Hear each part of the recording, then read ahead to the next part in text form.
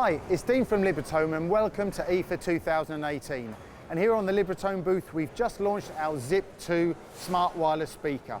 So what's new in our speaker? The first thing is that we've got a voice assistant integrated into the speaker. So this comes with Alexa integration, beautiful way there. The next part is the way that we've built this up from the ground upwards, all new inside with this still lovely iconic design, creating this beautiful 360 full room sound. Other improvements, this has now got a 12-hour battery, and when we think about our multi-room experience, we can connect 10 of these devices throughout the house, giving you a beautiful, rich audio experience. The application that comes with it supports all of the audio tuning you would need, so whether this is placed on the table, on the floor, or even if you're hanging this up.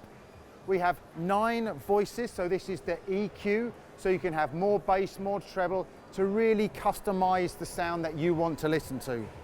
It also has the presets, so if you want to link your internet radio or your favorite presets into that, you're only one tap away from listening to that beautiful music.